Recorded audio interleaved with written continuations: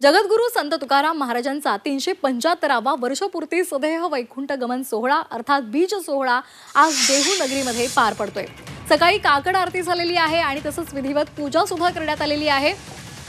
जगद्गुरू संत तुकाराम महाराज पुरस्काराने उपमुख्यमंत्री एकनाथ शिंदे यांना सन्मानित केले जाणार आहे।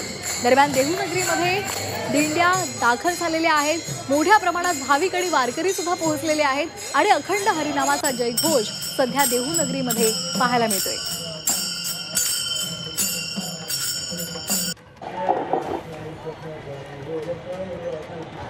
आणि या संदर्भात अधिक माहिती घेणार आहोत आमच्या प्रतिनिधी चैत्राली राजापूरकर यांच्याकडून। चैत्राली, कशा पद्धतीचं वातावरण पाहायला मिळते? आज बीज सोहळा आहे, मोठ्या संख्येने भाविक आणि वारकरी दाखल झालेत।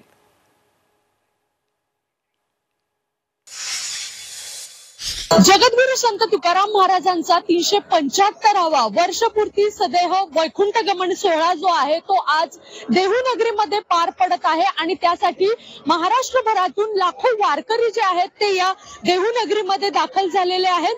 तब्बल 200 दिंड्या ज्या आहेत ते या देहू नगरीमध्ये दाखल झाल्याचं आपल्याला पाहायला मिळत आहे। आज पहाटेपासूनच या वारकऱ्यांची जी आहे ती लगबग आपल्याला पाहायला मिळते। देहूच्या मुख्य मंदिरामध्ये जे आहे ते दर्शनासाठी पहाटेपासूनच मोठ्या रांगा ज्या आहेत ते या वारकऱ्यांनी देखील लावल्याचं पाहायला मिळत आहे।